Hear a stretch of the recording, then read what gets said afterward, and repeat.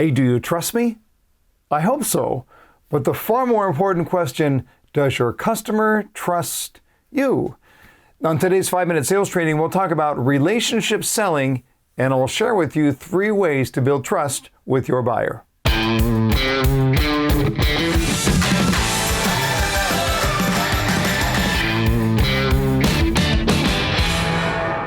Well, welcome back everyone to another 5-minute sales training. If you're new here, please make sure to subscribe to our channel.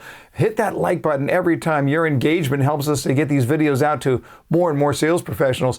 Today we're going to talk about relationship selling and how we can very quickly build trust with our customers. And I say very quickly for a reason.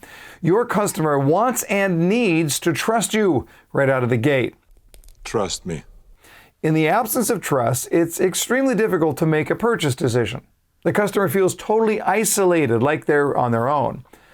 But with trust, they feel like they have an advocate, someone who has their back, who's looking out for their best interest.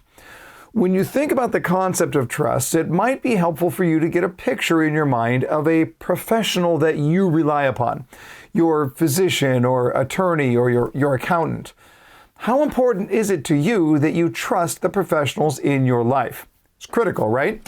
These people are looking after very important aspects of your well-being. Isn't that what we do in the world of sales? Why should we not aspire to that same level of trust? Partner. So I want to share with you 3 ways in order to do that. 3 ways to build trust. Number 1, be nice.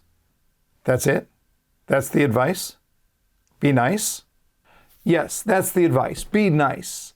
And I'm not trying to be pithy here. There's a very important progression that you need to understand. Progression sounds like this.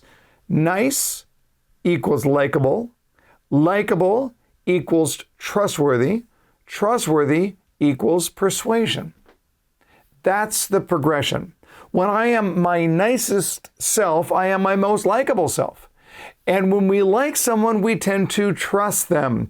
And when we trust them, we are persuaded by them. I have a really nice physician, patient, kind, understanding, and when she makes a suggestion for my healthcare, I just follow it, period. Her kindness leads to her likability, which leads to my trust, which means she can easily persuade me because I believe that she's acting in my best interest. What a nice lady. Very nice. She persuades me to do what is right for me, and that is precisely what you do for your customers. All right, trust building method number 2, make a service promise. Now, you can do this in the first minute of the entire conversation. Making a service promise is about easing your customer's mind by offering a heartfelt and sincere promise to serve them. The approach is uncommon and therefore unexpected, but the impact is really powerful. So a service promise might sound something like this. I say to a customer, you could have visited anywhere, but you came to my office. I really appreciate the opportunity to help, and I promise to do all I can to make this process as enjoyable as possible. Can I ask you a few quick questions? I just want to make sure I'm pointing you in the right direction. That's it. Short and sweet.